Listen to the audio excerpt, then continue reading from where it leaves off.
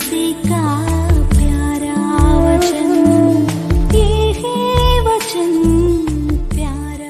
परमेश्वर के धन्य नाम की महिमा हो। प्रभात मनन के 17,899 में आप सभी का बहुत ही विनम्रता के साथ स्वागत करता हूँ।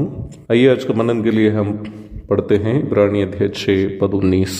वो आशा हमारे प्राण के लिए ऐसा लंगर है जो स्थिर और दृढ़ है, पर्दे के भीतर तक पहुंचता है। प्रारंभ में पढ़ी गई पदों में परमेश्वर से हमें मिलने वाली सबसे महत्वपूर्ण आशीष और उस आशीष की प्राप्ति हेतु हमारी निश्चितता आदि के बारे में लेखक अपने पाठकों को याद दिला रहा है। परमेश्वर से हमें मिली हुई सबसे बड़ी आशीषों में से एक यह है कि हम यीशु मसीह के द्वारा परमेश्वर के करीब तक पहुंचने हेतु हमें प्रवेश मिला है। रोमी 5:1 अर्थात परमेश्वर और हमारे बीच की दुश्मनी खत्म हो गया और हमें परमेश्वर से मेल हो गया। अवश्य याद रखें, यहूदी जिन्हें परमेश्वर से न्याय व्यवस्था, बलियां, त्योहारें, याजक तथा अन्य कई सौभाग्यताएं मिली हैं, उनको भी ना ही उस पर्वत तक जाने की अनुमति थी जिस पर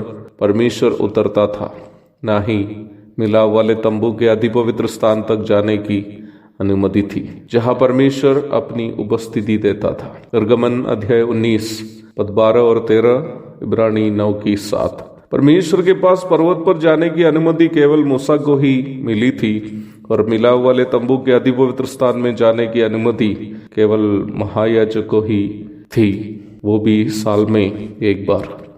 मुझे लगता है ये बातें कहते वक्त इस बात की गंभीरता हम जो गैर यहूदी समूह से हैं ठीक से नहीं समझते, क्योंकि संसार के सभी गैर यहूदी समूह के लोगों के लिए उद्धार पाने के पूर्व परमेश्वर किसी न किसी वस्तु से बनी हुई मूर्ति या हमारी कल्पना की कोई अन्य वस्तु होती थी, जैसे कि प्रकृति की चीजें या कोई अन्य वस्तु जिससे मनुष्य ही निर्माण किया। ऐसी वस्तुओं के पास जाने या हाथ जोड़ने आदि के लिए हम कभी डरते नहीं। मैं अभी राजस्थान से कटिहार की ओर ट्रेन से आ रहा था। एक दृश्य जो मैं ट्रेन की खिड़की से देखा मुझे सोचने के लिए मजबूर किया। कुछ सज्जन एक मंदिर के सामने अर्थात मूर्ति के ही सामने बैठकर ताश खेल रहे। कटिहार के एक गांव में जब मैं प्रचार कर रहा था, एक ब्राह्मण चाचा से मेरी बात चल रही थी। वो मसीहियों को देखना भी नहीं चाहता था। उनको यीशु मसीह से कोई दिक्कत नहीं था, तो उनकी परेशानी मसीहियों से थी। उसके लिए उनके पास ठोस कारण भी था। वहां के कैथोलिक मसीहियों को आराधना भवन बनाने के लिए यही चाचा जमीन दी थी। वहां एक भवन भी अभी है। चाचा को उन मसीहियों से इसलिए नफरत था क्योंकि रविवार को वे लोग चर्च भवन में इकट्ठे होकर आराधना करते हैं और अन्य सभी दिन उसी आराधनालय के सामने वे लोग शराब बेचते हैं। इस प्रकार की हरकत हम करते हैं क्योंकि परमेश्वर के अस्तित्व के बारे में हमें सही धारणा नहीं है, परमेश्वर की सही जानकारी हमें नहीं है। हमारे लिए परमेश्वर हमारे इच्छानुसार नाचने वाले कोई नाचुआ या हम मांगने पर सामान उठाकर देने वाला कोई दुकानदार है। प्रियो, अवश्य याद रखिए, परमेश्वर ऐसी ज्योति में रहता है जिसके करीब कोई नहीं जा सकता। 1 तीमुथियुस 6:16। उनके सबसे करीब रहने वाले स्वर्गीय प्राणी या सरापे भी अपने पंखों से अपने चेहरे और पांवों को छिपाते हुए परमेश्वर की उपस्थिति में रहते हैं। यशायाह 6:2।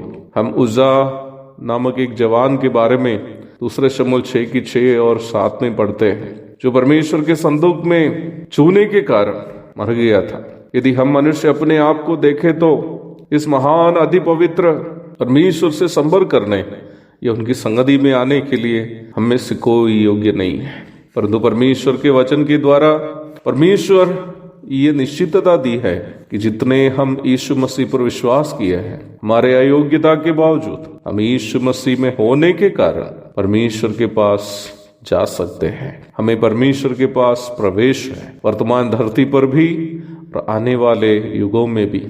इफिसी अध्याय 2:4-7 तक, प्रकाशित वाक्य 21:3 और 22:4।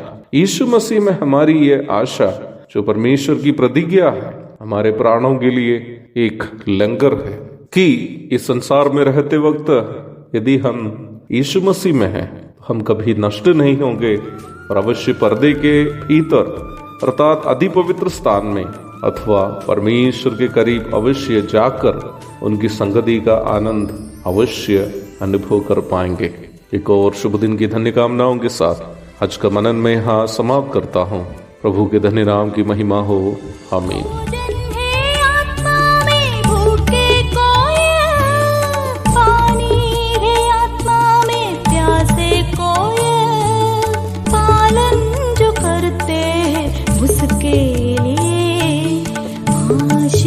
पाने का साधन है ये है वचन, प्यारा वचन।